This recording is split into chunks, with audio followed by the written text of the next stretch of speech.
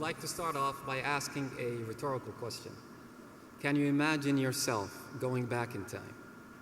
Have you ever thought about that? About going back in your life to a particular time or place and trying again? There are two precious words: trying again. Is there a day or a decision that you would like to go back to? Or perhaps a certain opportunity that you would not want to miss the second time around? Or an action that you would take or not take? It is widely known that if we don't learn from the lessons of history, we're bound to repeat them. So what lessons have we learned? And what mistakes are we not going to repeat? What if you can travel back to the origins of, say, London, Paris, or Frankfurt, or Tokyo, Jeddah, or Mexico City? What would you do differently? And what outcome will you try to create? Would you focus on being able to walk the streets at night, or leave your house doors unlocked, or being able to walk to any specialized hospital when needed, or perhaps not worrying about where your kids are, or getting a government service in less than an hour, any time of any day, or drinking the water, or simply breathing? But wait, it gets better. What if you didn't have to go back in time at all? What if, during a moment of generosity, you were given a space the size of Washington, D.C., combined with the understanding of history and a clean slate to do it again? What would you do? What would you build? These are questions that I myself, along with my colleagues in the economic cities, ask ourselves every day.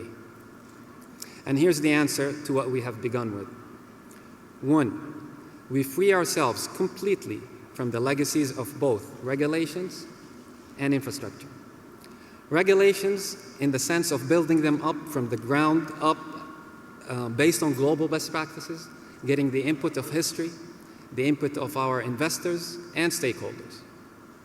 Infrastructure is straightforward because we all know that it is much cheaper to do things right the first time from scratch, instead of scratching our way through the messes that we create sometimes, either because of our carelessness or ignorance, poor planning, or lack of foresight.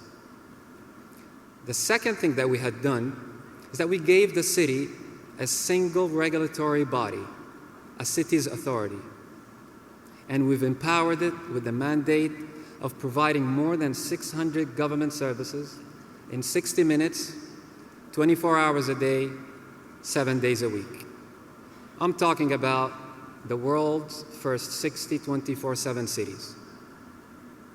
Now, for the 60 24/7 to be properly implemented, we've identified 4 key enablers.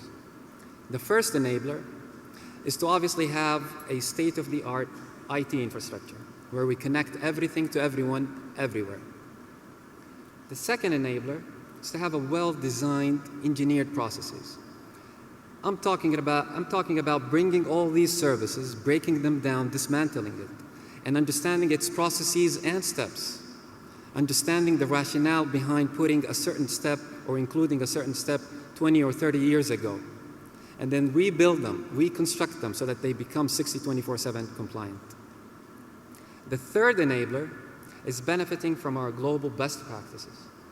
This is where we outsource the experts to come and do what they do best, so that we prevent ourselves from reinventing the wheel. We also prevent ourselves from the unnecessary learning curves. The last enabler, and the most important as far as I'm concerned, is the careful selection of the talent. The talent that's going to provide these services to our investors, to our residents. We're talking about having specific DNA, because no matter how much hard work we do at the back office, or in the kitchen as some people call it, it's all going to collapse if we don't have the right individual delivering the service. And by the way, we're doing all this. We're building 4 economic cities along with our master developers from the ground up in some of the least or some of the less developed regions of Saudi.